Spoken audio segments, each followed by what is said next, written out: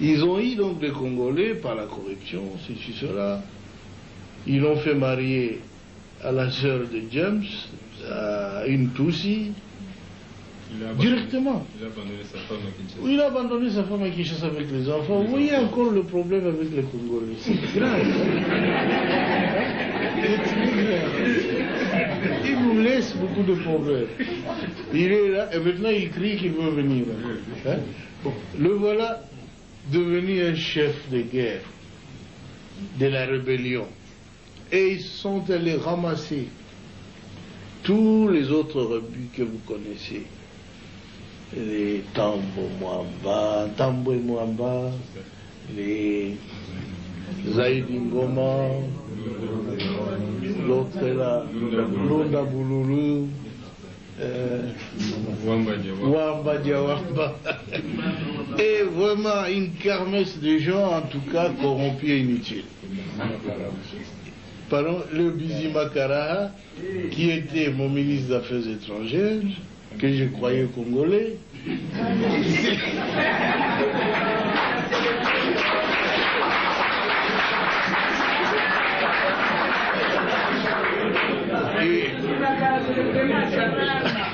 à ma très grande surprise, quand j'avais demandé à cette armée de se retirer, et avait déjà fermé des valises, ils disent, leur armée se retire, ils se sentent en insécurité. Je dis, mais non, votre armée reste. C'est l'armée rwandaise qui se retire. C'est pas la vôtre. Mais ils ont disparu. Et j'ai compris qu'ils n'étaient pas congolais alors. Parce que l'armée qui s'est retirée était rwandaise. Ah oui. Un ministre congolais, un ministre d'État a disparu. Un ministre des Affaires étrangères a disparu. J'ai dit, nous étions infiltrés alors. Infiltrés au sommet de l'État. Alors ainsi on aura pu découvrir des documents où Kagame dirigeait ces gens-là, où il complotait pour que les Tutsis prennent la tête de ce grand pays qui n'est pas le leur. Alors ça en est trop, hein. Ce pays ne leur appartient pas. Ils veulent en prendre la tête. Quoi? Mais c'est pas possible, ça a été très grave. On a vu tout ça, si seulement on avait su avant, ça aurait été bien. Mais le conflit a éclaté après. Ils tentent le conflit, ceux qui n'ont pas pu réussir avec le coup d'État, qui avait échoué le 2 août.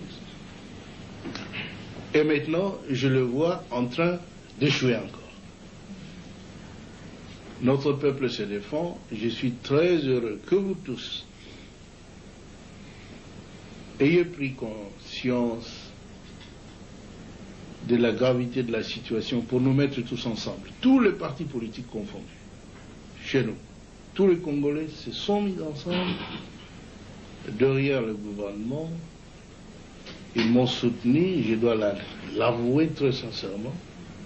Et je ne sais même pas ce que je ferai pour les rendre.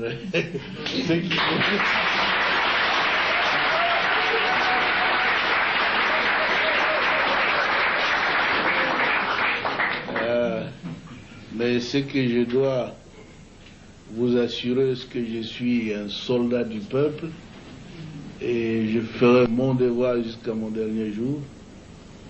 Je veux que mon pays soit totalement libre et en tout cas un pays moderne qui se développe, où sur le plan social, nos villages doivent être transformés.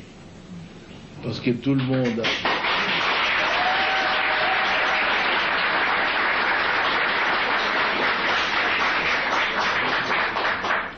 Beaucoup de nos élites, beaucoup d'intellectuels, beaucoup de citadins, de gens de ville qui sont habitués à la vie, ont peur de rentrer dans nos villages.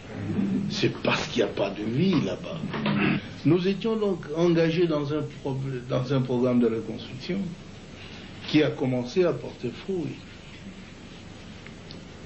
Et tout cela sans assistance extérieure.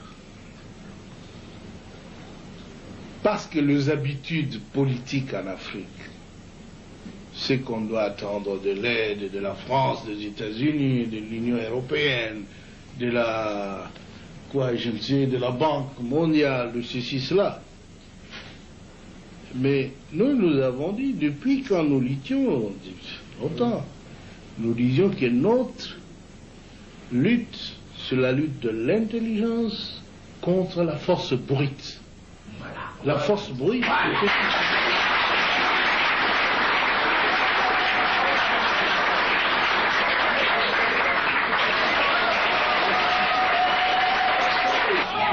Nous disions alors dans un des congrès au Maquis où il a participé en 1976 que parce que nous avons tout dans notre pays, nous ne pouvons même pas les demander de l'assistance de l'Europe. Il faut utiliser l'intelligentsia nationale.